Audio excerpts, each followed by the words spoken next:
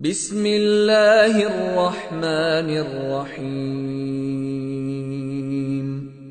قل هو الله أحد الله الصمد لم يلد ولم يولد ولم يكن له كفوا أحد.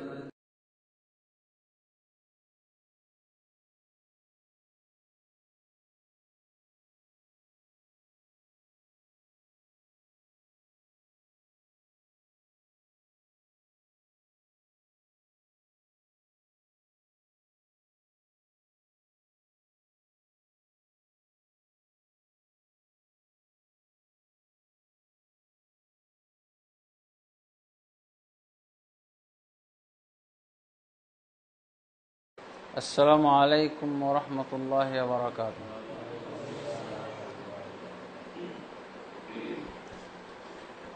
إن الحمد لله نحمده ونستعينه ونستغفره ونعوذ بالله من شرور أنفسنا ومن سيئات أعمالنا. من يهده الله فلا مضل له ومن يضلل فلا هادي له، وأشهد أن لا إله إلا الله وحده لا شريك له، وأشهد أن محمدًا عبده ورسوله. يا أيها الذين آمنوا اتقوا الله حق تقاته ولا تموتن إلا وأنتم مسلمون. يا أيها الناس اتقوا ربكم الذي خلقكم من نفس واحدة وخلق منها زوجها وبث منهما رجالا كثيرا ونساء، واتقوا الله الذي تساءلون به والأرحام إن الله كان عليكم رقيبا. يا أيها الذين آمنوا اتقوا الله وقولوا قولا سديدا يصلح لكم أعمالكم ويغفر لكم ذنوبكم، ومن يطع الله ورسوله فقد فاز فوزا عظيما. أما بعد فإن خير الحديث كتاب الله، وخير الهدي هدي محمد صلى الله عليه وسلم، وشر الأمور محدثاتها، وكل محدثة بدعة، وكل بدعة ضلالة، وكل ضلالة في النار. أما بعد فأعوذ بالله من الشيطان الرجيم.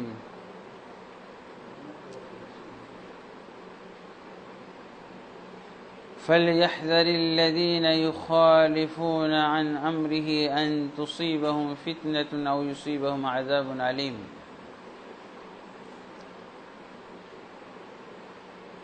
وقال سبحانه: يا أيها الذين آمنوا أطيعوا الله وأطيعوا الرسول ولا تبطلوا أعمالكم.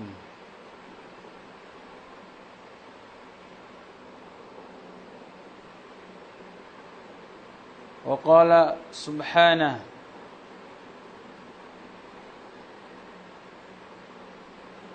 وأطيعوا الله ورسوله إن كنتم مؤمنين. وقال النبي صلى الله عليه وسلم: عليكم بسنتي وسنة الخلفاء الراشدين المهديين من بعدي، تمسكوا بها وعضوا عليها بالنواجذ، وإياكم ومحدثات الأمور فإن كل محدثة بدعة. আলহামদুলিল্লাহ, আল্লাহ তাবারক ওয়া তাআলা আমাদেরকে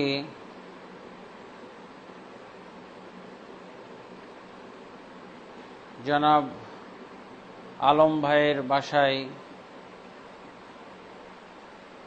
কোনো লম্বা চওড়া প্রোগ্রাম ছাড়া বা কোনো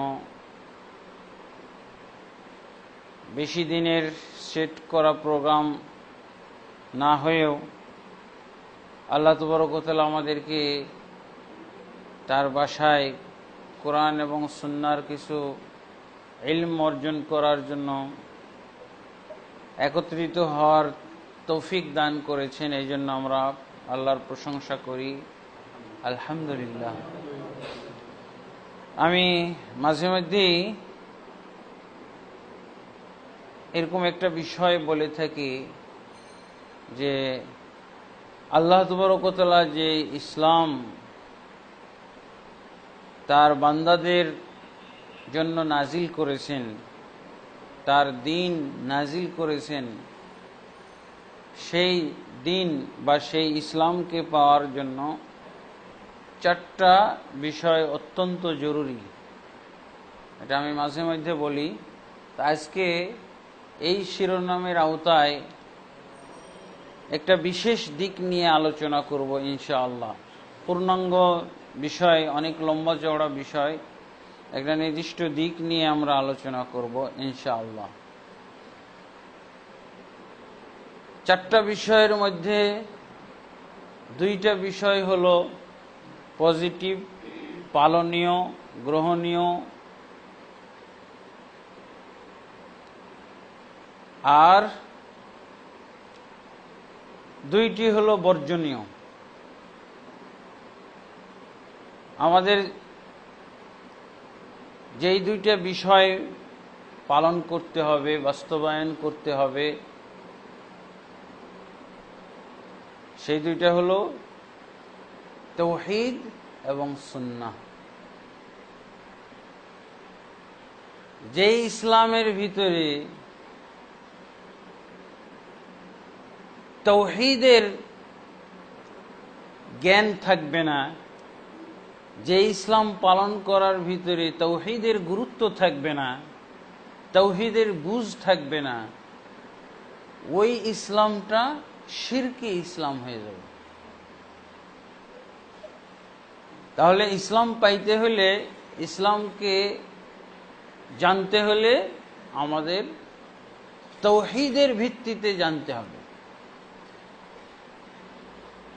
কারণ যখন তাওহীদ না জানবে, শিরকেই ইসলাম বলবে মানুষ, শিরকেই ইসলাম বলে বিশ্বাস করবে এবং এর পক্ষ অবলম্বন করবে।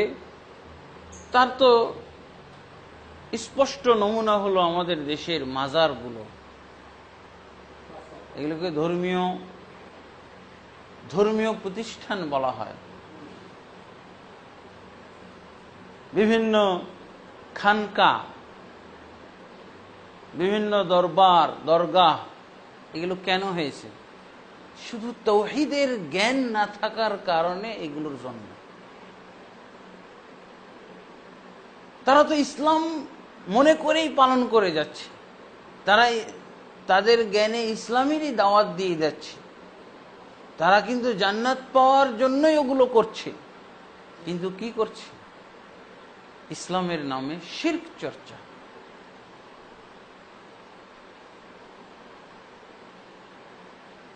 তারপর সুন্নাহ।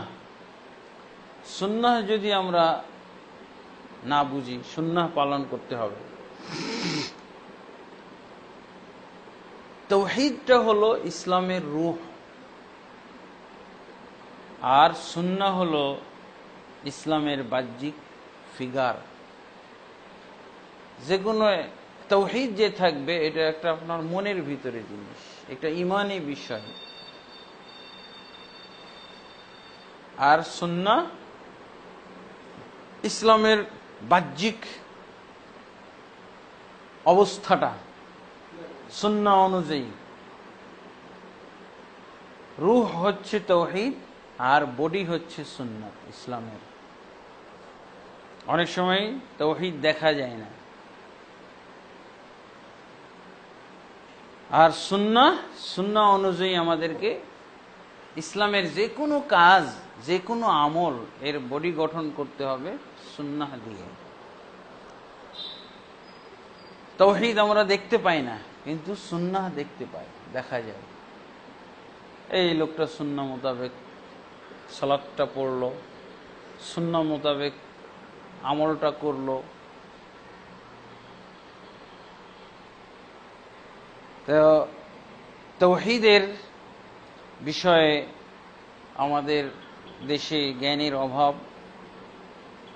আলেমদের ভিতরে জ্ঞানের অভাব।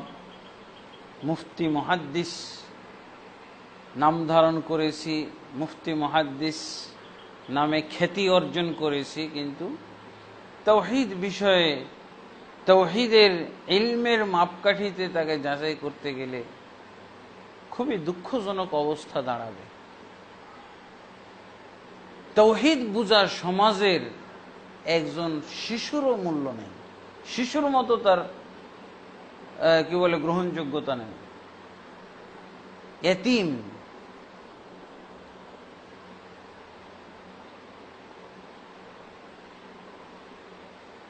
আর সুন্নাহ দিয়ে আমলের বডি গঠন করতে হবে। সুন্নাহ অত্যন্ত সূক্ষ্ম জিনিস। সুন্নাহর বিপরীত জিনিসটাই হলো বিদআত। সুন্নাহ হাদিসের সমর্থবোধক একটা বিষয়। অনেক মুহাদ্দিসিনে কেরাম হাদিস এবং সুন্নাহ একই জিনিস বুঝে থাকেন। আবার সুন্নাহ মধ্যে কিছু পার্থক্য করা হয়। মোট কথা, সুন্নাহ হচ্ছে আল্লাহর রাসূল সাল্লাল্লাহু আলাইহি ওয়াসাল্লামের কথা, কাজ এবং সমর্থন। আরো রাসূলুল্লাহ সাল্লাল্লাহু আলাইহি ওয়াসাল্লামের শারীরিক এবং তার আচরণগত, শারীরিক এবং তার চারিত্রিক বিষয়গুলো এর ভিতরে আসবে। আল্লাহর রাসূল সাল্লাল্লাহু আলাইহি ওয়াসাল্লামের কথা, কাজ, সমর্থন, তার শারীরিক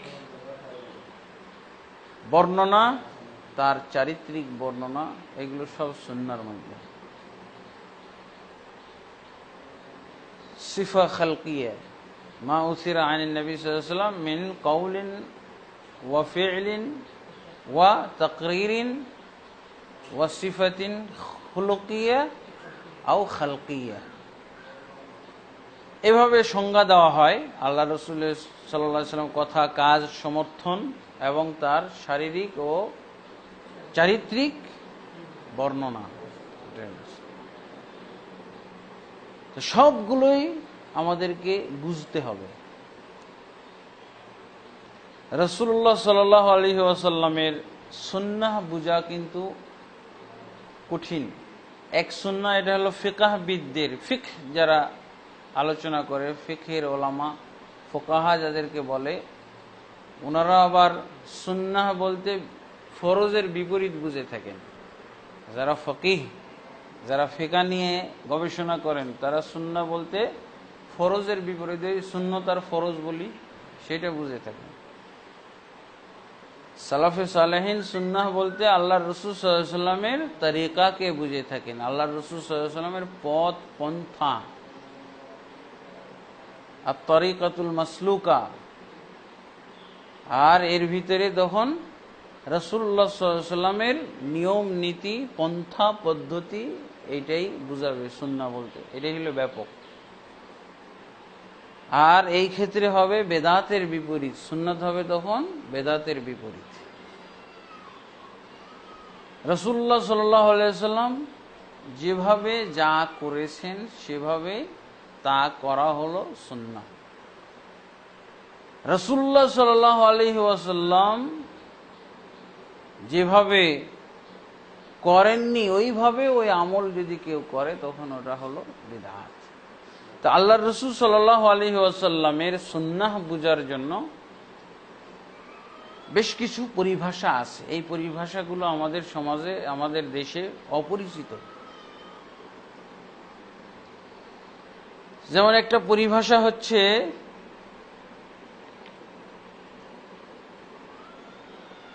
সুন্নাহ ফি'লিয়া, আচরণগত কর্মগত সুন্নাত। আল্লাহ রাসূল সাল্লাল্লাহু আলাইহি ওয়াসাল্লাম যা করেছেন তা করা, এটা হলো সুন্নাত, এটা হলো শরীয়ত। আল্লাহ রাসূল সাল্লাল্লাহু আলাইহি ওয়াসাল্লাম করেছেন, অথচ আমি যদি ওটা করা বৈধ মনে না করি, তাহলে এটাকে বলা হবে বেদাত তারকিয়া, ছেড়ে দেওয়ার বেদাত। আল্লাহ রসুল করেছেন, এটা করা সুন্নাত, তখন কি হবে? ছেড়ে দেওয়াটা বিদআত হবে। এটাকে বলা হয় সুন্নাহ ফি'লিয়া, কর্মগত সুন্নাত। আল্লাহ রসুল করেছেন, আমিও করতে পারি, আমিও করব। আল্লাহ রসুল সাল্লাল্লাহু আলাইহি ওয়াসাল্লাম যেহেতু করেছেন, তাহলে আমার এখানে আপত্তি কিসের? এটাকে বলা হবে, এর বিপরীতটাকে আল্লাহ রসুল করেছেন অথচ আমি করব না, সেটা পরহেজগারিতার কারণেও হইতে পারে। বেদাত তো আসলে পরহেজগারিতার কারণে আসে।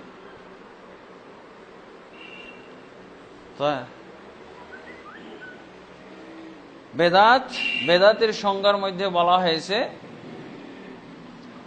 যে তরিকাতুন মুখতারাআতুন ফিদ্দীন, দ্বীনের ভিতরে নতুন একটা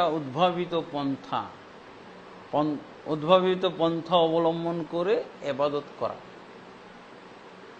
যেটা শরীয়তের মতো মনে হবে কিন্তু আসলে শরীয়ত নয়। কিন্তু এটা উদ্ভাবন করা হলো কেন? বেশি সওয়াবের আশায়, বেশি ইবাদতের জন্য, হয় বেশি ইবাদত করার জন্য অথবা বেশি সওয়াবের জন্য। তাহলে রাসূলুল্লাহ সাল্লাল্লাহু আলাইহি সাল্লাম করলেন, তো আমি ছাড়তেছি কেন? এখানে বেশি পরহেজগারিতার কারণে হইতে পারে। যেমন একটা ঘটনা রাসূলুল্লাহ সাল্লাল্লাহু আলাইহি ওয়াসাল্লাম, সহিহ বুখারী এবং মুসলিমে পাওয়া যায়। রাসূলুল্লাহ সাল্লাল্লাহু আলাইহি ওয়াসাল্লাম প্রথম দিকে রমজান মাসে যদি স্ত্রী সহবাস করতেন, তখন উনি আর গোসল না করে সিয়ামের নিয়ত করতেন না অথবা সুহুর খেতেন না। কিন্তু পরবর্তীতে আল্লাহর রাসূল সাল্লাল্লাহু আলাইহি সাল্লাম এটা হালকা করে দিলেন। কি? যে গোসল না করেও সিয়ামের নিয়ত করবে এবং সুহুর খাবে, দিয়ে রোজা রাখবে। সিয়াম পালনে কোনো বাধা নেই, গোসল ছাড়াই সিয়াম হয়ে যাবে। এটা হলো আল্লাহ রাসূল সাল্লাল্লাহু আলাইহি সাল্লামের পরবর্তী নিয়ম। এটাতে হালকা করে দেওয়া হলো, সহজ করা হলো, মুসলমানদের জন্য সহজ হয়ে গেল। কিন্তু কিছু কিছু সাহাবী তারা কি করলেন যে, না, কিভাবে গোসল ফরজ অবস্থায় কিভাবে আমি রোজার নিয়ত করতে পারি? না, এটা করা যাবে না। তারা বেশি পরহেজগারিতা দেখিয়ে আল্লাহ রাসূল সাল্লাল্লাহু আলাইহি ওয়াসাল্লামের এই বিধানটা গ্রহণ করল না। আল্লাহ রাসূল সাল্লাল্লাহু আলাইহি ওয়াসাল্লাম করছেন, আল্লাহ রাসূল সাল্লাল্লাহু আলাইহি ওয়াসাল্লাম এই বিধান জারি করে নিজে আমলও করছেন। কিন্তু কিছু সাহাবীকে এরকম শোনা গেল যে তারা পরহেজগারিতার কারণে এটা করতে রাজি না। তারা এই আকীদায়, তারা এই বিশ্বাসেই রয়ে গেছে যে না, রোজা হবে না, যতক্ষণ পর্যন্ত গোসল না করা হবে ততক্ষণ পর্যন্ত রোজার নিয়ত করা যাবে না, সুহুর খাওয়া যাবে না। এটা যখন রাসূল সাল্লাল্লাহু আলাইহি সাল্লামের কানে গেল বক্তব্য, এটা সহিহ বুখারী এবং মুসলিম উভয় হাদিস গ্রন্থে আছে। রাসূলুল্লাহ সাল্লাল্লাহু আলাইহি ওয়াসাল্লাম মসজিদে লোকদেরকে একত্রিত করে খুতবা দিলেন। ফাবালাগা যালিকা নবী সাল্লাল্লাহু আলাইহি ওয়াসাল্লাম ফাখাতাবা, খুতবা দিলেন। সেই খুতবার বক্তব্য হলো এই: মা বালু আকওয়াবিন ইয়াতানাজ্জাহুনা আনিশ শাইই আসনাউহু ফাওয়াল্লাহি ইন্নী লাআলামুহুম বিল্লাহি ওয়া আশাদ্দুহুম লাহু খাশিয়াতান। আল্লাহর রাসূল সাল্লাল্লাহু আলাইহি ওয়াসাল্লাম খুতবায় এই কথাটা বললেন। কি হলো? একটা সম্প্রদায়ের যে আমি যেই কাজটা করতেছি সেটা থেকে তারা পবিত্রতা অবলম্বন করতেছে, সেটা থেকে তারা দূরে থাকতেছে। তারপরে কি বললেন? আমি করতেছি অথচ তারা এটা করা থেকে বিরত থাকছে। কি হলো এই সম্প্রদায়ের? ফাওয়াল্লাহি, আল্লাহর কসম করে বলছি, ইন্নী লা আ'লামু বিল্লাহ, নিশ্চয় আমি এই সম্প্রদায়ের লোকদের চেয়ে অনেক বেশি জ্ঞান রাখি আল্লাহ সম্পর্কে। ওয়া আশাদ্দুহুম লাহু খাশিয়াতান, এবং আল্লাহকে ওদের চেয়ে বেশি ভয় করি আমি। আল্লাহকে আমি তাদের চেয়েও বেশি ভয় করি। তারা যতটুকু আল্লাহকে ভয় না করে তার চেয়ে বেশি আমি ভয় করি আল্লাহকে। অথচ আমি গোসল ফরজ অবস্থায় রোজা রাখতেছি, জায়েজ হচ্ছে আমার জন্য, আর তারা বলতেছে না জায়েজ। এটাকে কি বলা হবে? বেদাত তারকিয়া, ছেড়ে দেওয়ার বেদাত। রাসূল করছেন, এরা ছেড়ে দিবে কেন? এটা আর করাটা হলো সুন্নাহ ফি'লিয়া। যদিও এখানে উত্তম গোসল করে নেওয়া, কিন্তু এই যে নাজায়েজ মনে করলো, এইখান দিয়ে হয়ে গেল বিদআত। তাহলে রাসূল সাল্লাল্লাহু আলাইহি ওয়াসাল্লামের উপরে বিধানটা বর্তায় না? রাসূল নাজায়েজ কাজ করেন, তাহলে ওদেরটা যদি পরহেজগারিতা হয়, তাহলে রাসূল সাল্লাল্লাহু আলাইহি ওয়াসাল্লাম পরহেজগার না? তারাই বেশি পরহেজগার। এই যে এই দাবিগুলো, এই জন্য আল্লাহ রাসূল সাল্লাল্লাহু আলাইহি ওয়াসাল্লাম ছাড় দিলেন না, বক্তব্য রাখলেন। তারপরে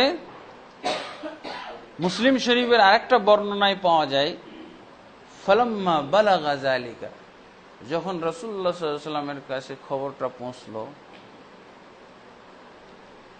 যে আপনি গোসল ফরজ অবস্থায় রোজার নিয়ত করতেছেন, সুহুর খাচ্ছেন, অথচ আপনার সাহাবীদের কেউ কেউ তারা এটা পছন্দ করতেছেন। ফাগাযিবা হাত্তা বানাল গাযাবু ফি ওয়াজহিহি, আরেক বর্ণনায় আছে আল্লাহর রাসূল সাল্লাল্লাহু আলাইহি ওয়াসাল্লাম একেবারে রীতিমতো রাগান্বিত হয়ে গেলেন, রাগ করলেন আল্লাহর রাসূল সাল্লাল্লাহু আলাইহি ওয়াসাল্লাম এই কথাটা শুনে। হাত্তা বানাল গাযাবু ফি ওয়াজহিহি, আল্লাহর রাসূল সাল্লাল্লাহু আলাইহি ওয়াসাল্লাম এতই রাগ করলেন যে রাগের আলামত তার চেহারায় ফুটে উঠল। তারপর রাসূলুল্লাহ সাল্লাল্লাহু আলাইহি ওয়াসাল্লাম বলেন, মা বালু আকওয়ামিন ইয়ারগাবুনা আম্মা রুখিসা লি ফিহি, কি হলো কিছু সম্প্রদায়ের যে আমাকে যেই ব্যাপারে আল্লাহ ছাড় দিয়ে দিয়েছেন তারা সেই ছাড় গ্রহণ করতে রাজি নয়। আল্লাহ রাসূল সাল্লাল্লাহু আলাইহি ওয়াসাল্লাম তাদের প্রতি ক্রুদ্ধ হলেন, রাগ হলেন, হ্যাঁ, এবং তাদের ব্যাপারে উনি তাদের বিরুদ্ধে বক্তব্য দিলেন। এটাকে বলা হয় বেদাত তারকিয়া, ছেড়ে দেওয়ার মাধ্যমে। সুন্নাত হলো এরকমটি করা, অথবা এরকম করা বৈধ জানা, যদিও উত্তম হলো গোসলটা করে নেওয়া, কিন্তু নাজায়েজ জানাটা এটা হলো বেদাত, এটা হলো বেদাত। যেমন আজকে আমরা যে জায়গায় খুতবা দিয়ে সালাত পড়লাম, খুতবার ভিতরে তা আমরা যেসব কোরআনের আয়াত, যেসব দলিল আদিল্লা পাঠ করেছি কোরআন থেকে, হাদিস থেকে, সেগুলো আমরা মানুষকে বুঝাইছি। এবং খুতবাটা হলো এমনই একটা আমল, এমন একটা ইবাদত, এটা হলো ভাষণ দেওয়া আর ভাষণ শোনা। এটাই হলো ফরজ ইবাদত, একটা বাধ্যতামূলক করে দেওয়া হয়েছে এই ভাষণ প্রদান এবং এই ভাষণ শোনা এবং আমল করা। অথচ একজন হুজুর বলে উঠল যে আজকের এই খুতবার কারণে নামাজই হয় নাই। আমি তো বললাম যে আপনি অত্যন্ত একটা অপরাধমূলক ফতোয়া দিয়েছেন, আপনি এটা বলার অধিকার রাখেন না, এটা যুক্তিসঙ্গত নয়, এটা দলিল সঙ্গত নয়। তারপর বুঝাইলাম খুতবা যদি টোটালি না শুনে কেউ এসে নামাজে অ্যাটেন্ড করে, তাও তো তার জমা হয়ে যাবে। হ্যাঁ, আর খুতবা আপনার মনোপুত হয় নাই, উনার গতানুগতিক নিয়মে হয় নাই, ওই তোতা পাখির বুলি হয় নাই, ওই যে গদবাধা কতগুলো 12 চাঁদের খুতবা পাঠ করে না, এগুলোকে খুতবা বলাই যায় না, এতে বাংলাকে আরবি করে তারা বলে। এত অযৌক্তিক কাজ, এত সেকেলে, এত এটা হলো একটা উদ্ভট তারা কাজ করে, বাংলাকে আরবি করে বলার দরকার আছে? হে জনগণ, আপনাদের প্রতি আল্লাহ নামাজ ফরজ করেছে, নামাজ পড়ুন, এই কথাটা আমি আরবিতে বললে কি লাভ? এত অযৌক্তিক কাজ করে। অথচ আরব দেশে আরবি ভাষায় খুতবা দেওয়াকে অযৌক্তিক মনে করে যারা অনারবদের কাছে আরবি ভাষায় খুতবা দেওয়াটা আরবদের কাছে আনএক্সপেক্টেড, অগ্রহণযোগ্য। এই জন্য তারা সরকারিভাবে বেসরকারিভাবে উদ্যোগ নিচ্ছে সব জায়গায় জায়গায় বিভিন্ন ভাষাভাষী লোকদের জন্য তাদের ভাষায় খুতবার বিষয়গুলো ট্রান্সলেশন করার সাথে সাথে খুতবার সাথে খুতবারই অংশ। আমাদের দেশের এই তথাকথিত হুজুরগুলোকে বলা যেতে পারে কূপের ব্যাঙ।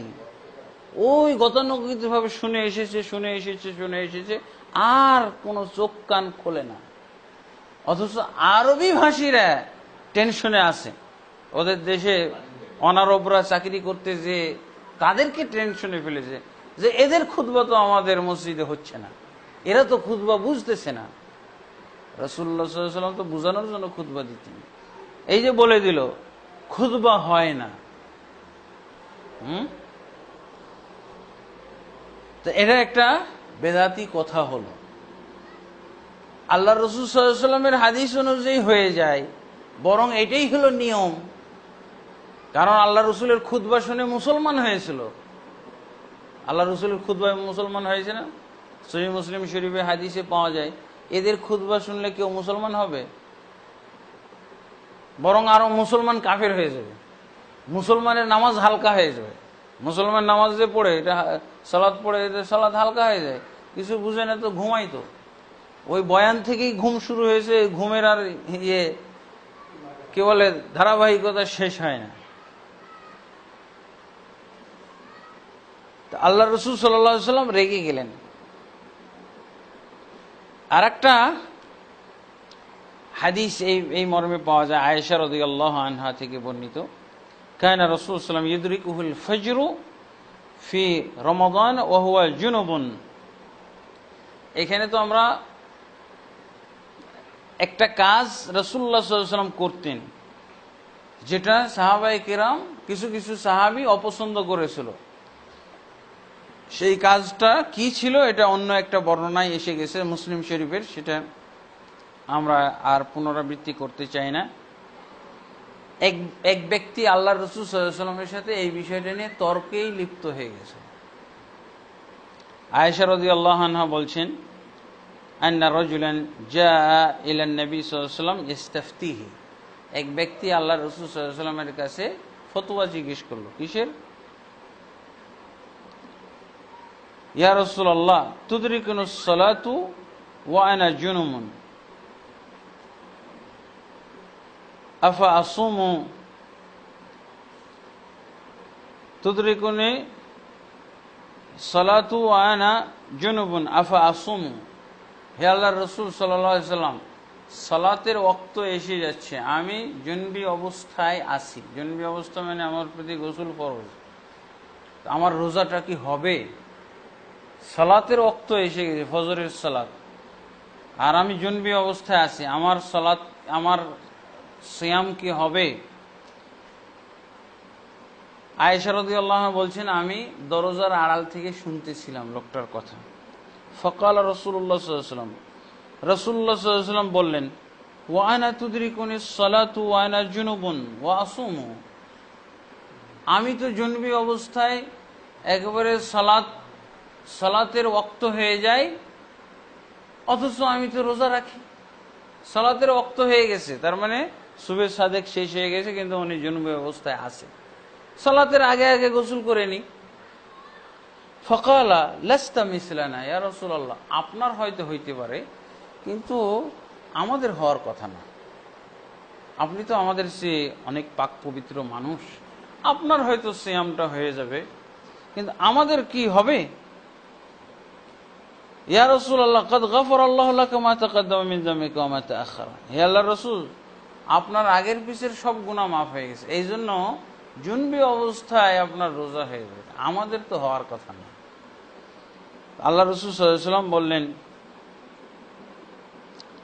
আমা ওয়াল্লাহি ইন্নী লাআতকাকুম লিল্লাহি ওয়া আখশাকুম লাহু, জেনে রেখো, তুমি কি বেশি পরহেজগারিতা দেখাইতে চাও, মানে আমার হয়ে যাবে এই অবস্থায় সিয়াম, কিন্তু তোমাদের হবে না, তোমরা বেশি পরহেজগার। জেনে রেখো, যে ব্যক্তি আল্লাহকে সবচেয়ে বেশি ভয় করে সেই ব্যক্তিটা আমি, আল্লাহর সবচেয়ে বড় তাকওয়া পরায়ণ বান্দা আমি, আমার হয়ে যাচ্ছে, তোমাদের হবে না কেন? এভাবে আল্লাহ রাসূল সাল্লাল্লাহু আলাইহি সাল্লাম তাদেরকে শাসন করলেন, বা তাদেরকে এভাবে রাসূলুল্লাহ সাল্লাল্লাহু আলাইহি ওয়াসাল্লাম রাগের মাধ্যমে তার প্রতিক্রিয়া, তার অবস্থানটা স্পষ্ট করলেন, তারা যে মন্তব্য করেছিল এই মন্তব্যের বিরুদ্ধে। তো এটাকেই বলা হয় সুন্নাহ তারকিয়া, সুন্নাহ ফি'লিয়া আর সুন্নাহ তারকিয়া। রাসূলুল্লাহ সাল্লাল্লাহু আলাইহি ওয়াসাল্লাম করেছেন, আমি করব, ছেড়ে যদি দেই তাহলে এটাই হয়ে যাবে বিদআত। এটাকে যদি আমি ত্যাগ করি, পরিত্যাগযোগ্য মনে করি, তাহলে তখন হয়ে যাবে বিদআত, তাহলে ছাড়াটা হলো বিদআত। আরেক জায়গায় হলো, আরেক প্রকার হলো সুন্নাহ তারকিয়া, ছেড়ে দেওয়াটাই সুন্নাত আর করাটা হবে বিদআত। ছেড়ে দেওয়াটা সুন্নাত, যেমন আল্লাহ রাসূল সাল্লাল্লাহু আলাইহি ওয়াসাল্লাম যদি কোনো কাজ ছেড়ে দেন, তাহলে কোনো আমল ছেড়ে দেন, তাহলে ওটা ছেড়ে দেওয়াটাই হলো সুন্নাহ। ইবনুল কাইয়িম রহমতুল্লাহ আলাই এই পয়েন্টের ভিতরে দুইটা জিনিস উল্লেখ করেছেন। সুন্নাহ তারকিয়া, ছেড়ে দেওয়াটা সুন্নাত, এটার দুইটা শাখা উনি উল্লেখ করেছেন। একটা হলো আল্লাহ রাসূল নিষেধ করেছেন, নিষেধ করলে তো আপনি আর করতে পারেন না, তাহলে এখানে ছেড়ে দেওয়া, যেহেতু আল্লাহ রাসূল সাল্লাল্লাহু আলাইহি ওয়াসাল্লাম নিষেধ করে দিয়েছেন, অতএব ছেড়ে দেওয়াটা, ওই কাজটা ছেড়ে দেওয়াটা হলো সুন্নাহ তারকিয়া, ছেড়ে দেওয়ার সুন্নাত, নেকি পাবেন আপনি। আপনি এক্ষেত্রে নেকি পাবেন, আমলটা ছেড়ে দেওয়াতে নেকি পাবেন। আমল করলে নেকি পাওয়া যায়, আমল ছেড়ে দিলে এখন নেকি পাওয়া যায়। যেমন এটা হলো এক, প্রথম শাখাটা কি, নিষেধাজ্ঞা আরোপ করে দিয়েছেন, না করে দিয়েছেন। যেমন ঈদের দিনে আজান দেওয়া, ঈদের দিনে আজান দেওয়া নিষেধ করে দিয়েছে। আজান দেওয়াটা ইবাদত না? ঈদের দিনে আপনি আজান দিলে কি হবে? গুনাহ হবে। এটা হলো ছেড়ে দেওয়াটা সুন্নাত, পালন করা হলো বিদআত। ঈদের মাঠে আজান দেওয়াটা হলো বিদআত, আর ছেড়ে দেওয়াটা সুন্নাত, ছেড়ে দিলে নেকি পাবেন। ইকামত দেওয়া, দিলে বিদআত হবে, করলে বিদআত হবে, আর ছেড়ে দিলে নেকি হবে। ছেড়ে দেওয়াতে আপনি নেকি পাবেন। আরেকটা হলো ওয়ালা নিদা, ডাকাডাকি নাই। তিনটা নিষেধাজ্ঞা আল্লাহ রাসূল আরোপ করেছেন। লা আজানা ওয়ালা ইকামাতা ওয়ালা নিদা, আজান দেওয়া যাবে না, ইকামত দেওয়া যাবে না, ডাকাডাকি করা যাবে না। আমাদের সমাজে আজান দেয় না, ইকামতও দেয় না, তবে ডাকাডাকিটা আছে। হ্যাঁ, ডাকাডাকি চলে না? এই জামাত আরম্ভ হবে 10 মিনিট পর, আর 3 মিনিট বাকি আছে, আপনারা কোথায় কোথায় আছেন, তাড়াতাড়ি আসেন। রাস্তায় যারা আছেন, এই যে ডাকাডাকি, ঈদের জামাত এত মিনিটে অনুষ্ঠিত হবে। তাহলে আজান দিলে যে গুনাহ হতো, ডাকাডাকিতে ওই গুনাহ হবে। আজান দেওয়া বেদাত, ইকামত দেওয়া বেদাত, ডাকাডাকিও বেদাত। আমার লাভটা কি হলো? না বুঝার কারণে আজান বাদ দিয়েছি, ইকামত বাদ দিয়েছি। এখন ডাকাডাকি, তো ডাকাডাকিটা তো এটাও তো নিষেধাজ্ঞার মধ্যে আছে। এটা ছেড়ে দিলে, ডাকাডাকি ছেড়ে দিলে নাকি হবে, আর ডাকাডাকি করলে গুনাহ হবে। ইবনুল কাইয়িম রাহমাতুল্লাহ আলাইহি এই যে সুন্নাত তারকিয়া, ছেড়ে দেওয়ার সুন্নাতের মধ্যে প্রথমটা উল্লেখ করেছেন, এটা হলো নিষেধাজ্ঞা যেসব ইবাদতের মধ্যে আছে, এগুলো কেউ যদি, এগুলো আসলে তো ইবাদত, আযান দেওয়া ইবাদত, ইকামত দেওয়া ইবাদত, নামাজের জন্য, সৎ কাজের জন্য মানুষকে আহ্বান করা তো ইবাদত, সৎ আমল। কিন্তু এই সব সৎ আমলগুলো ঈদের জামাতের ক্ষেত্রে সব বিদআত। আরেকটা প্রকার হলো যে নেকির, সেই যুগে সাহাবায়ে কেরামের যুগে নেকির কাজ করার চাহিদা থাকা সত্ত্বেও কোন আমল আল্লাহর রাসূল সাল্লাল্লাহু আলাইহি ওয়াসাল্লাম করেননি, রাসূল সাল্লাল্লাহু আলাইহি ওয়াসাল্লামের জীবনে ছেড়ে দিয়েছেন এমন ইবাদত, নিষেধ করেননি কিন্তু ছেড়ে দিয়েছেন। রাসূলুল্লাহ সাল্লাল্লাহু আলাইহি ওয়াসাল্লাম নিষেধ করে যাননি কিন্তু করেছেন, এর প্রমাণ নাই। করেছেন এটার প্রমাণ পাওয়া যায় না, অথবা করেননি, করেছেন এর প্রমাণ পাওয়া যায় না, অথবা করেননি এর প্রমাণ পাওয়া যায়। তাহলে উভয় ক্ষেত্রে এগুলো ছেড়ে দিতে হবে। যে সমস্ত ইবাদত আল্লাহর রাসূল সাল্লাল্লাহু আলাইহি ওয়াসাল্লাম ছেড়ে দিয়েছেন, ওগুলো ছেড়ে দেওয়া সুন্নাত।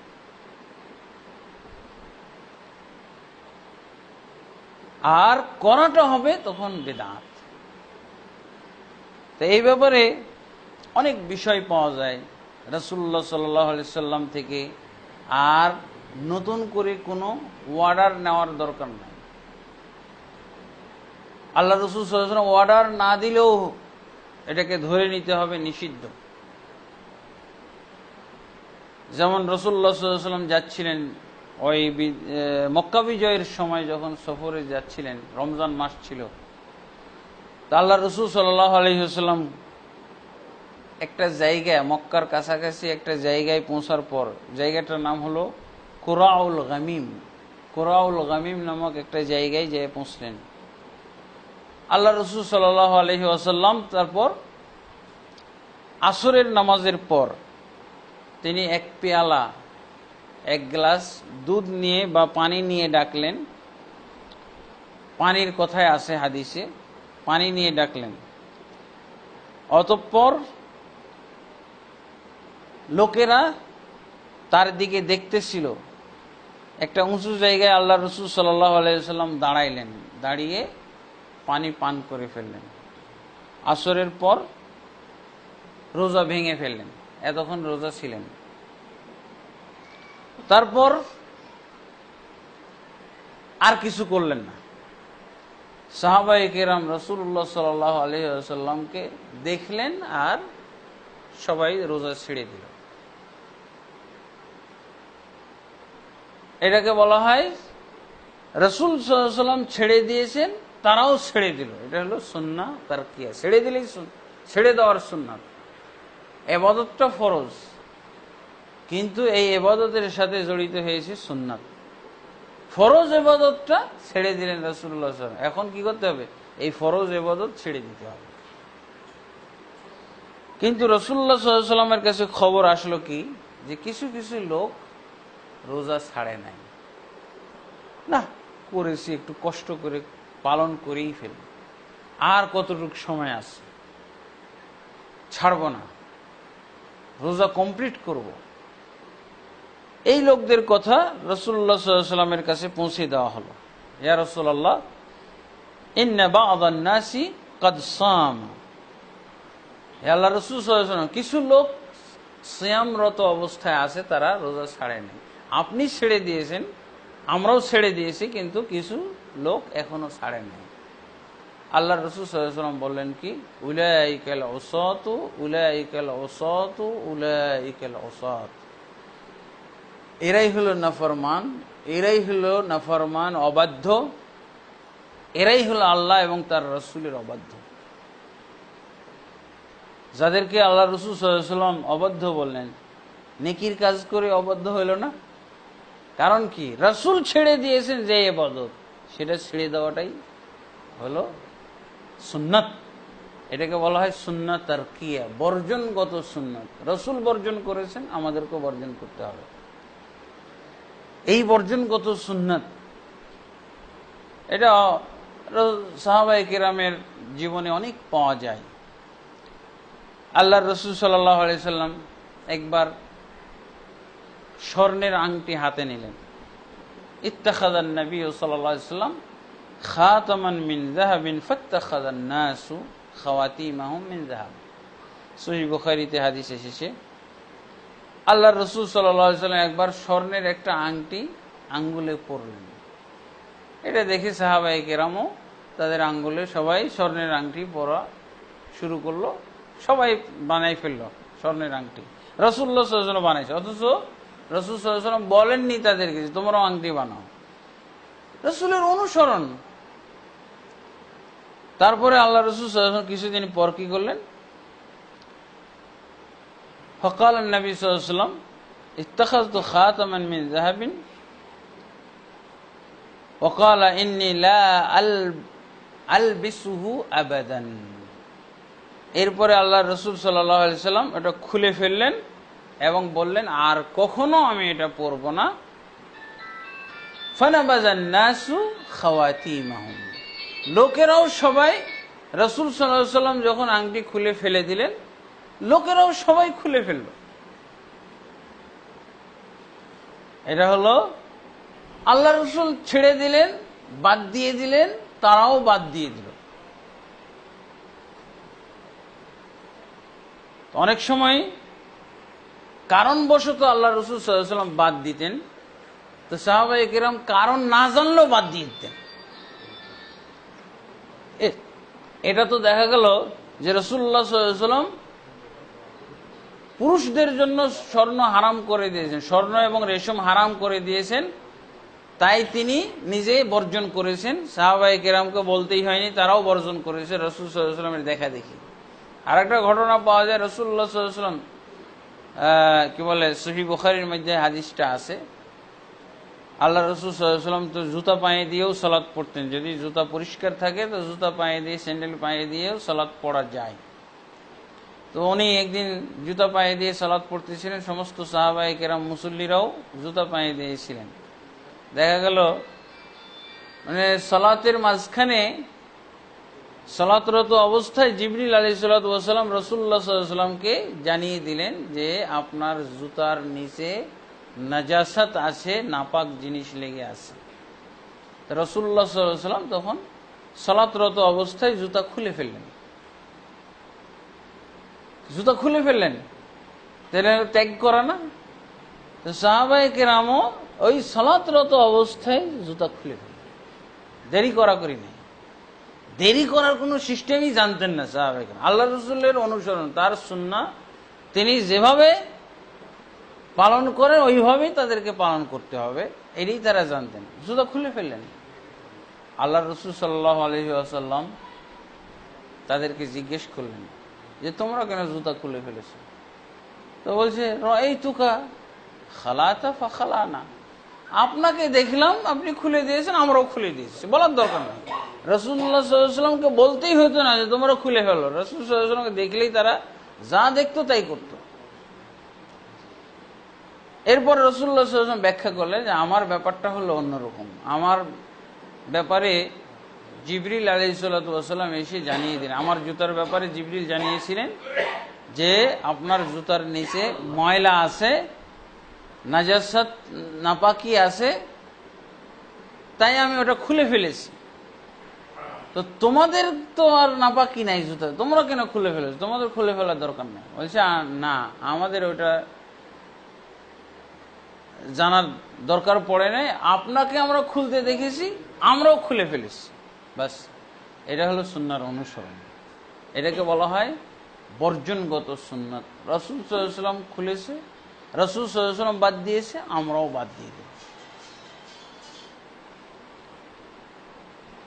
রাসূলুল্লাহ সাল্লাল্লাহু আলাইহি সাল্লাম এরকম আরেকটা ঘটনা, তাহলে দেখেন রাসূল সাল্লাল্লাহু আলাইহি সাল্লাম যা বাদ দিবেন, যা ছেড়ে দিয়েছেন, এই ছেড়ে দেওয়াটাকেই সুন্নাত তারকিয়া বুঝতে হবে। কিন্তু আমাদের দেশে কিন্তু এই সুন্নাহ তারকিয়া বুঝেই না। কারণ কি? এই সুন্নাহ তারকিয়া না বুঝার দলিল কি? দলিল, এক নম্বর দলিল হলো যে আমাদের সমাজে বেদাতকে ভাগ করা হয়। কি বলে? যে বেদাতে হাসানা আর বেদাতে সাইয়্যা। কি বলে? যে না, এটা তো কাজটা তো ভালো, কাজটা তো ভালো। এই যে আমরা ডাকাডাকি করতেছি, ডাকাডাকি করছি, কাজটা তো খারাপ না। মানুষকে নামাজের ব্যাপারে সহযোগিতা করতেছি, জামাতটা যাতে পায়, ভালো কাজ করতেছি, তো হাসানা হয়ে গেল। আমাদের দেশে এটাকে হাসানা বলা হয়। তা হাসানা বলার পর আর একটাও ইবাদতের ক্ষেত্রে বেদাত খুঁজে পাবেন না। আমাদের সমাজে পীর ধরা বেদাতে হাসানা। হ্যাঁ, একজন আলেমের সোহবতে থাকবেন, উনি যা বলবেন সেইভাবে চলবেন, বেদাতে হাসানা। খারাপ কি? তারা যা বলে, যা যা বলে, তারা ওজিফা দেয়, দোয়া দেয়, তসবিহ দেয়, আমল দেয়, এই আমলগুলো কি সব তো ভালো জিনিস। কিন্তু আল্লাহ রাসূল সাল্লাল্লাহু আলাইহি ওয়াসাল্লাম যদি না করে থাকেন, এটা ছেড়ে দেওয়াটা হলো সুন্নাহ ফি'লিয়া। এটা ছেড়ে দেওয়াটা হলো সুন্নাত তারকিয়া, ছেড়ে দেওয়ার সুন্নাত।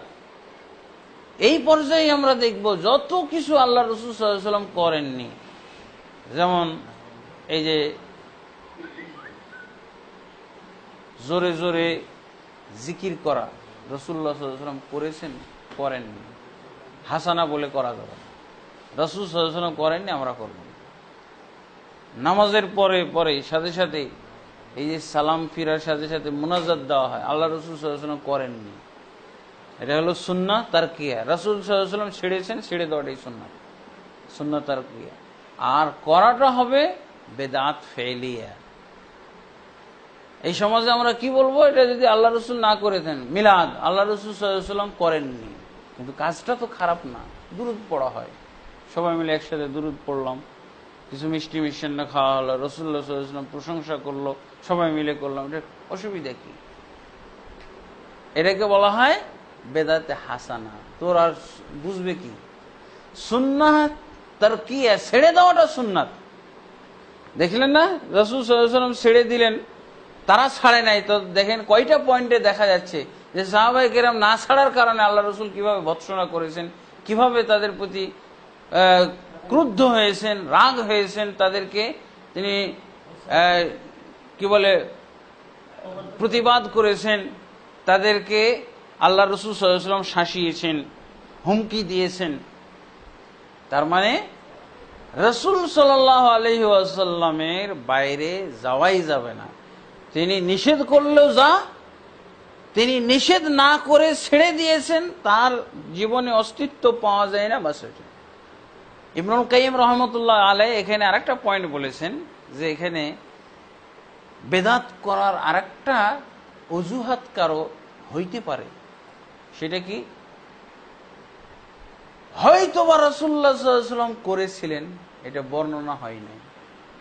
এটাও, এই হয়তোবার সম্ভাবনাটাও বলা হারাম। কোনো হয়তোবা নাই, হয়তোবা করেছিলেন, হাদিসে বর্ণিত হয় নাই। হয়তোবা রাসূলুল্লাহ সাল্লাল্লাহু আলাইহি ওয়াসাল্লাম কি বলে তারাবির জন্য আজান দিয়েছিলেন, হয়তোবা রাসূলুল্লাহ সাল্লাল্লাহু আলাইহি ওয়াসাল্লাম তাহাজ্জুদের জন্য আজান দিয়েছিলেন, জামাতের সবাইকে একত্রিত করেছিলেন, হয়তোবা রাসূলুল্লাহ সাল্লাল্লাহু আলাইহি ওয়াসাল্লাম তাহাজ্জুদের নামাজ পড়ার আগে গোসল করতেন। এই হয়তোবা করতে করতে কত ইবাদত, কত আমল যে ইসলামের মধ্যে ঢুকবে তার ঠিক ঠিকানা নেই। হয়তোবা যত বানাইতে পারেন, উনি বলছেন এই হয়তোবাও বলা যাবে না। রাসূলুল্লাহ হয়তোবা করেছিলেন, বেদাতিরা এগুলো কিন্তু বলে। দেখছেন কি সুন্দর উনি পয়েন্ট বের করে নিয়ে আসছেন। তাহলে এই পয়েন্টটা তারকিয়ার ভিতরে কয়েকটা পয়েন্ট বের করলেন। রাসূলুল্লাহ সাল্লাল্লাহু আলাইহি ওয়াসাল্লাম সরাসরি নিষেধ করে দিয়েছেন, এটা এর মধ্যে পড়বে। আর একটা হলো কি বলে, রাসূলুল্লাহ সাল্লাল্লাহু আলাইহি ওয়াসাল্লাম ছেড়ে দিয়েছেন, পাওয়া যায় যে ছেড়ে দিয়েছেন, অথবা রাসূল সাল্লাল্লাহু আলাইহি ওয়াসাল্লাম করেছেন, ছেড়ে দিয়েছেন, কিছুই পাওয়া যায় না, সবই বাদ। সুন্নাত তারকিয়া, ছেড়ে দেওয়াটাই হলো সুন্নাত, এটাই হলো সবচেয়ে নিরাপদজনক। করতে গেলে ওটা বেদাত হয়ে যাবে, করতে গেলে ওটা বেদাত হয়ে যাবে।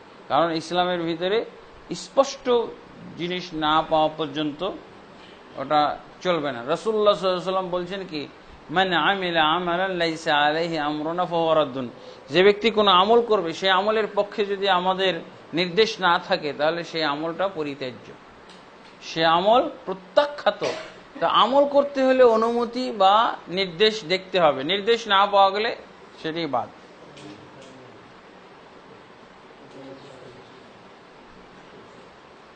আলহামদুলিল্লাহ, এখানে আরেকটা পয়েন্ট হলো, এটা হলো সুন্নাহ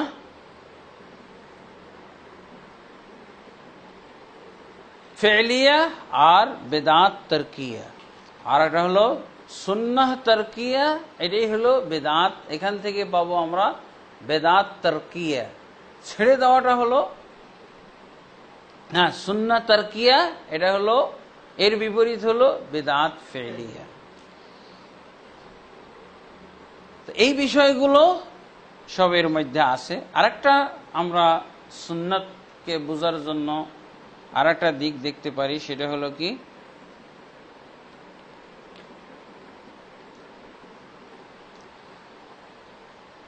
কম বেশি আর পরিবর্ধন।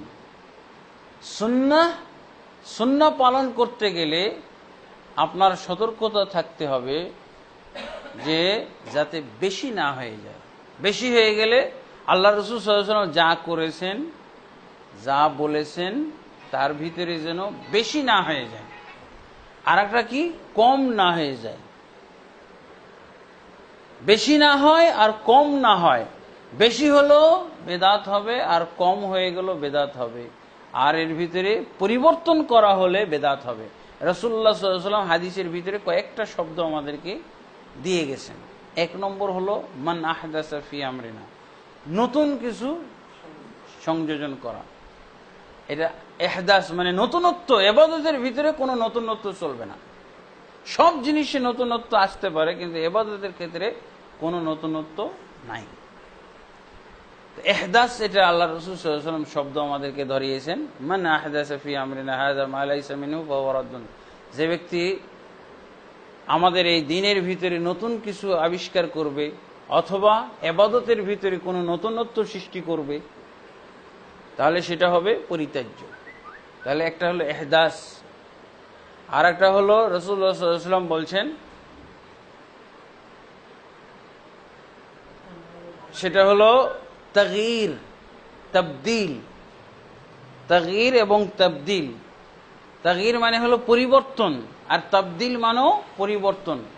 আল্লাহ রাসূল সাল্লাল্লাহু আলাইহি ওয়াসাল্লামের কাছে হাউজে কাউসারে পানি পান করাবেন, তখন কিছু লোক আসবে। রাসূলুল্লাহ সাল্লাল্লাহু আলাইহি ওয়াসাল্লাম তাদেরকে ডাকবেন, কিন্তু ফেরেশতারা তাদেরকে তাড়িয়ে নিয়ে যাবে। রাসূলুল্লাহ সাল্লাল্লাহু আলাইহি ওয়াসাল্লাম বলবেন যে তাদেরকে আসতে দাও, ওরা আমার সাথী, ওরা আমার উম্মত। তখন ফেরেশতারা জানাবে যে ইয়া মুহাম্মদ ইন্নাকা লা তাদরি মা আহদাসু বা'দাকা, হে মুহাম্মদ আপনি জানেন না এরা আপনার পরে, অর্থাৎ আপনার মৃত্যুর পরে কি কি নতুনত্ব সৃষ্টি করেছিল আপনার দ্বীনের ভিতরে, আপনি এটা জানেন না। আল্লাহ রাসূল সাল্লাল্লাহু আলাইহি ওয়াসাল্লাম তখন কি বলবেন, সুহকান লিমান গায়্যারা বা'দি, দূর হও তারা যারা আমার পরে পরিবর্তন ঘটিয়েছে। তো ইহদাস দিয়ে পরিবর্তন হয়। এটা হলো পরিবর্তন আর নতুনত্ব, এই দুইটা ইবাদতের ক্ষেত্রে হইলেই বেদাত হবে। আর আরেকটা বিষয় হলো সাহাবী যে বলেছিলেন যে লা আজিদু আলা হাযা ওয়ালা আনকুস, আমি এর চেয়ে কমও করব না বেশিও করব না। মুসলিম শরীফের হাদিস। আল্লাহ রাসূল সাল্লাল্লাহু আলাইহি ওয়াসাল্লাম আরেকটা হাদিসে বলেছেন ইযা কুলতু কাওলান ফালা তাজিদান্না আলাইহি, যখন আমি কোনো কিছু বলবো তখন খবরদার আমার বলার উপরে তোমরা বাড়িয়ে কিছু করবে না। তাহলে আমার উপরে বাড়িয়ে কিছু করতে পারবে না। ফালা তাজিদান্না, খবরদার তোমরা বাড়াবে না কিছু। এখন তাহলে দেখা যায় এটাও একটা সুন্নাত বুঝার ক্ষেত্রে আমাদের ব্যাকরণ হইতে পারে যে বাড়ানো চলবে না, বাড়াইলেই ওটা সুন্নত থেকে বেরিয়ে যাবে, সুন্নত বহির্ভূত কাজ হয়ে যাবে, ওটা বেদাত হয়ে যাবে। তাই বাড়ানোর ক্ষেত্রে বিভিন্ন ধরনের বর্ণনা পাওয়া যায়। যেমন ইবনে আব্বাস রাদিয়াল্লাহু আনহুর কাছে এক ব্যক্তি এসে বলল, আসসালামু আলাইকুম ওয়া রাহমাতুল্লাহি ওয়া বারাকাতুহু। এটা বিভিন্ন হাদিস গ্রন্থের ভিতরে পাওয়া যায়। আল্লামা নাসিরউদ্দিন আলবানী ওনার সহিহ আদাবুল মুফরাদের মধ্যে তা নিয়ে আসছেন, এবং ইবনে আব্দুল বার তার ইস্তিজকার গ্রন্থের মধ্যে এই আসারগুলো নিয়ে আসছেন। সেটা হলো কি, ইবনে আব্বাস রাদিয়াল্লাহু আনহুর কাছে এক ব্যক্তি এসে সালাম দিচ্ছে, আসসালামু আলাইকুম ওয়া রাহমাতুল্লাহি ওয়া বারাকাতুহু, তারপরে বলছে ওয়া মাগফিরাতুহু। এটা একটা শব্দ বাড়িয়ে বলেছে, আপনার প্রতি আল্লাহর সালাম, আল্লাহর শান্তি এবং আল্লাহর রহমত, বরকত, আর কি আর একটা হলো মাগফিরাত। তো এটা তো সালামের মধ্যে নাই। ইবনে আব্বাস রাদিয়াল্লাহু আনহু এই ব্যক্তির সালামের জবাব না দিয়ে প্রতিবাদ করলেন। সালামের জবাব না দিয়ে কি করলেন? প্রতিবাদ করলেন। প্রতিবাদটা কি? ইনতাহা সালামু ইলাল বারাকা, এই লোক তোমার সালাম দেওয়াটাই হয় না। দেখছেন, একটা শব্দ বাড়িয়ে দেওয়াতে কি হয়ে গেল? সালামটাই হলো না। সাহাবী আর তার সালামই নিচ্ছে না, সালাম নেওয়ার পরিবর্তে কি প্রতিবাদ শুনিয়ে দিলেন, ইনতাহা সালামু ইলাল বারাকা, তোমার সালাম হয় নাই, সালাম বারাকাতুহু পর্যন্ত ক্ষান্ত থাকবে। ওয়ালাইকুম আসসালাম বলেন না, কি বললেন? প্রতিবাদ করলেন যে তোমার সালাম হয় নাই, সালাম দিতে হলে বারাকাতুহু পর্যন্ত হবে। প্রতিবাদ করলেন। এই একই অবস্থা ইবনে ওমর রাদিয়াল্লাহু আনহুর ক্ষেত্রে ঘটেছে। তাহলে দেখছেন সুন্নাহ কিভাবে পালিয়ে যাচ্ছে, সুন্নাহ কিভাবে বেদাতে রূপান্তরিত হয়ে যাচ্ছে। একটু বাড়িয়ে দেওয়াতে আর সুন্নাত থাকলো না, বেদাত হয়ে গেল। ইবনে ওমর রাদিয়াল্লাহু আনহুর কাছে এক ব্যক্তি এসে বলছে ওই একই ভাবে, আসসালামু আলাইকুম ওয়া রাহমাতুল্লাহি ওয়া বারাকাতুহু ওয়া রিদওয়ানুহু। ও আরেক শব্দ বাড়াইছে, রিদওয়ানুহু, আপনার প্রতি আল্লাহর শান্তি, আল্লাহর রহমত, আল্লাহর বরকত এবং আল্লাহর সন্তুষ্টি নাজিল হোক। শেষের শব্দটা ওয়া রিদওয়ানুহু, আল্লাহর সন্তুষ্টি আপনার উপর হোক। হাসানাওয়ালাদেরকে শোনানো দরকার, ভালো করে পয়েন্টগুলো বুঝিয়ে দেওয়া দরকার। সাহাবীর সামনে হাসানা কাজ হলো না, মাগফিরাতুহু, আল্লাহর ক্ষমা নাজিল হোক তোমার উপরে, আল্লাহ ক্ষমা দান করুক। আর এখানে কি বলতেছে? আল্লাহর সন্তুষ্টি হোক তোমার প্রতি। হাসানা ছিল কিনা? ইবনে ওমর রাদিয়াল্লাহু আনহু সালামের উত্তর না দিয়ে সালামের প্রতিবাদ জানিয়ে দিলেন। কি বলছেন? একই কথা ইবনে আব্বাসের মুখ দিয়ে যা বের হয়েছে ওইটাই বললেন। কি বললেন? ইনতাহা সালামু ইলা বারাকাতুহু, এই লোক তোমার সালাম হয় না, সালাম হলো বারাকাতুহু পর্যন্ত। তুমি রিজওয়ানুহু বললে কেন? তার সালামের প্রতি উত্তর না দিয়ে প্রতিবাদ করে দিলেন সাহাবী। দেখছেন, এটা হলো সুন্নাত বুঝা। এই হলো সাহাবায়ে কিরাম, এই হলো সুন্নাত। সুন্নাত হবে কখন? যখন আমি পরিমিতভাবে কোনো আমল করব, আল্লাহ রাসূল যা করেছিলেন, যা শিখিয়েছেন, এর কমও নয় বেশি নয়। তিরমিজির মধ্যে আরেকটা হাদিস আছে, ইবনে ওমর রাদিয়াল্লাহু আনহুর সামনে এক ব্যক্তি হাসি দিয়েছে, হাসি দিয়ে দোয়া পড়েছে। আমরা কি বলি একটা দোয়া পড়ি না হাসি দেওয়ার পর, আলহামদুলিল্লাহ। তারপরে জবাবে বলি ইয়ারহামুকাল্লাহ। ও আবার বলবে ইয়াহদিকুমুল্লাহু ওয়া ইউসলিহু বালাকুম। তো প্রথম পয়েন্টেই তার গোলমাল করে ফেলেছে। এক ব্যক্তি ইবনে ওমর সাহাবীর সামনে হাসি দিয়ে বলছে আলহামদুলিল্লাহ ওয়াসসালাতু ওয়াসসালামু আলা রাসূলিল্লাহ, একমাত্র আল্লাহর প্রশংসা আর দুরূদ ও সালাম নাজিল হোক মুহাম্মদ সাল্লাল্লাহু আলাইহি ওয়াসাল্লাম। হাসানা হলো না? কাজটা কত হাসানা, সুন্দর। আমরা দুইটাই এটা ধোকা। এই হাসানা যেদিন থেকে নাম দেওয়া হয়েছে, আর যারাই নাম দিয়েছে তাদেরকে বেদাতের ভিতরে নিমজ্জিত হইতেই হবে। বেদাত ছাড়া তাদের কোনো উপায় নাই থাকার।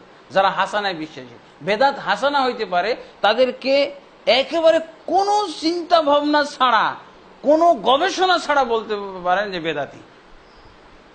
তার বেদাতের ভিতরে বসবাস আছে, থাকতেই হবে, নিমজ্জিত হাবুডুবু খাচ্ছে হাসানা বললেন।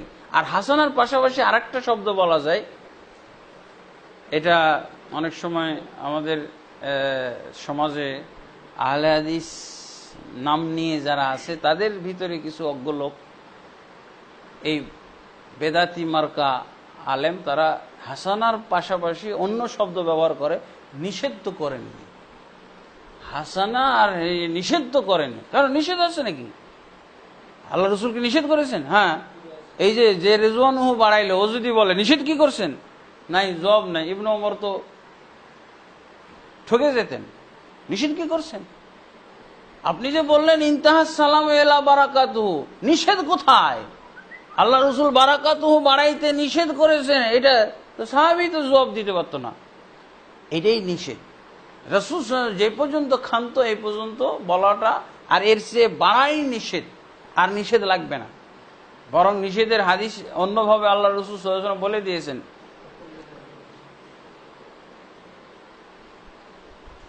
এমনিভাবে রাসূলুল্লাহ সাল্লাল্লাহু আলাইহি ওয়াসাল্লাম আরো অনেক বিষয়ে বলছেন, যেগুলো আমাদের অনেক হাদিসের ভিতরে আমরা পাই। এগুলো খুবই সূক্ষ্মতার সাথে আমাদেরকে লক্ষ্য রাখতে হবে যে রাসূল সাল্লাল্লাহু আলাইহি ওয়াসাল্লাম যা বলেছেন এর ভিতরে বাড়ানো যাবে না, কমানো যাবে না। এক ব্যক্তি ইমাম মালিককে বলছে যে ইমাম মালিক, আমি মদিনার থেকে মসজিদে নববী থেকে এহরাম বাঁধব, সমস্যা আছে? বলছে না, জুলহুলাইফা থেকে এহরাম বাঁধতে হবে। ওই লোক বলতেছে ইমাম মালিক, তো মাত্র কয়েক মাইলের ব্যবধান, অসুবিধা কি? একটু আগে থেকে বাঁধলাম। তো অসুবিধা কি জানো? কোরআনের আয়াত তেলাওয়াত করে তাকে শুনেন। ফালিয়াহযারিল্লাযিনা ইউখালিফুনা আন আমরিহি আন তুসিবাহুম ফিতনাতুন আও ইউসিবাহুম আযাবুন আলীম। আল্লাহ বলছেন যে তারা যেন সতর্ক হয়, যারা রাসূলের বিধানের বিপরীত চলে তাদেরকে যে কোনো মুহূর্তে ফিতনা স্পর্শ করতে পারে, অথবা কঠিন আযাব তাদেরকে পেয়ে বসতে পারে আর রাসূলের বিরোধিতা করলে। এটা রাসূলের বিরোধিতা নয়। তুমি বলছো ইন্নামা হিয়া আময়াল, মাত্র কয়েক মাইলের ডিফারেন্স, একটু আগের থেকেই করলাম, অসুবিধা কি? অসুবিধা তুমি ফিতনায় পড়লে অসুবিধা না, তুমি যদি আল্লাহর কঠিন আযাবে পড়ো এটা অসুবিধা না, কঠিন আযাবে পড়াটা অসুবিধা না। তাকে ইমাম মালিক এভাবে বুঝাইলেন।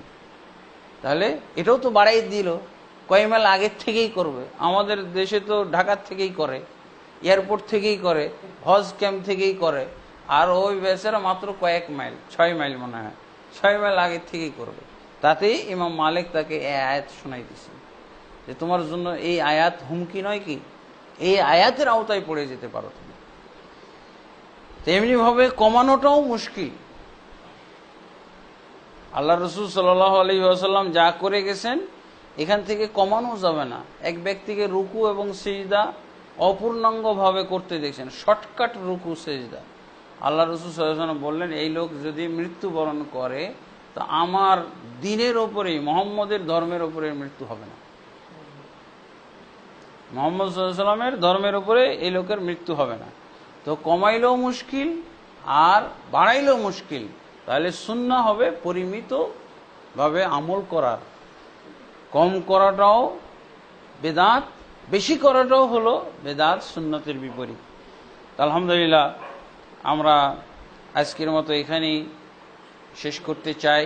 আল্লাহ তাবারক ওয়া তাআলা আমাদেরকে সুন্নাহ যথাযথভাবে বুঝে পালন করার তৌফিক দান করুন এবং আমাদেরকে যে কোনো ইবাদত এবং আমলে শিরক এবং বেদাত চর্চা থেকে রক্ষা করুন। আল্লাহুম্মা আমিন। আস্তাগফিরুল্লাহ লি ওয়া লাকুম ওয়া লিসাইরিল মুসলিমিন ফাস্তাগফিরুহু ইন্নাহু হুয়াল গফুরুর রহিম। সুবহানাকাল্লাহুম্মা ওয়া বিহামদিকা আশহাদু আল্লা ইলাহা ইল্লা আনতা আস্তাগফিরুকা ওয়া আতুবু ইলাইক। আসসালামু আলাইকুম ওয়া রাহমাতুল্লাহি ওয়া বারাকাতুহু।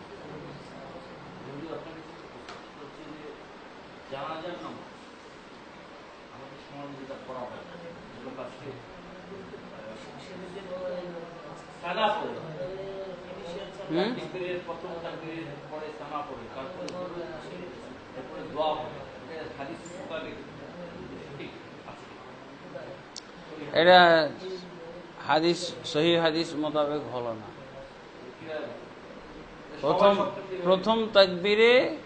প্রথম তাকবীর দেওয়ার পর সূরা ফাতিহা পড়তে হবে। সানা পড়া চলবে না, সানা পড়া হলো বিদআত। কেন? রাসূল সাল্লাল্লাহু আলাইহি ওয়াসাল্লাম থেকে সানা পড়ার কোনো দলিল পাওয়া যায় না। দলিল নয়, গোজামিল পাওয়া যেতে পারে, ওই হুজুররা হয়তো বলতে পারবে গোজামিলটা, ওই তো যেহেতু সেহেতু দিয়ে বলবে আর কি, কোনো দলিল নেই। কাটছাট করে এক জায়গাটা ওই যে ফরজ নামাজে সুন্নত নামাজে সানা পড়ি সেগুলো হয়তো তারা টেনে এনে এগুলো সেট করবে। আর যেটা স্পষ্ট সহিহ হাদিস সূরা ফাতিহা আল্লাহ রাসূল সাল্লাল্লাহু আলাইহি ওয়াসাল্লাম পড়েছেন, ইবনে আব্বাস রাদিয়াল্লাহু আনহু জোরে জোরে পড়ে শুনিয়েছেন, বললেন এটাই নবীর তরিকা, এটা জানবে, এই জন্য আমি জোরে পড়ে তোমাদেরকে সালাতুল জানাজা ইমামতি করলাম। এরপরে দ্বিতীয় তাকবীরে মানে আরেকটা সূরাও পড়া যায়, সূরা ফাতিহার সাথে আরেকটা সূরাও পড়া যায়, কিন্তু সানা পড়া যাবে না। দ্বিতীয় তাকবীরে পড়তে হবে দুরুদ ইব্রাহিম বা তৃতীয় তাকবীরে সাধারণ দোয়া এবং মাইয়েতের বিশেষ দোয়াটা পড়তে হবে। সাধারণ দোয়া হলো আল্লাহুম্মা গফির লিহাইয়িনা ওয়া মাইয়িতিনা, আর বিশেষ দোয়া হলো মাইয়েত ব্যক্তির জন্য বিশেষ দোয়া হলো আল্লাহুম্মা গফির লাহু ওয়ারহামহু। আমাদের দেশে সাধারণ দোয়া পড়ে, যে মাইয়েতের জন্য জানাজা পড়ছি এর জন্য কোনো দোয়া পড়া হয় না। তো এরপরে আবার তাকবীর দিয়ে পরে সালাম, ডানে বামে সালাম ফিরানো যায়, অথবা একটা সালামও দেওয়া যায়। সৌদি আরবে এক সালাম দেওয়ার মানে আমল জারি আছে, চালু আছে। ওটা দেখে যেন আমরা নাজায়েজ হয়ে গেল এটা না বলি, এই জন্য জেনে রাখা ভালো।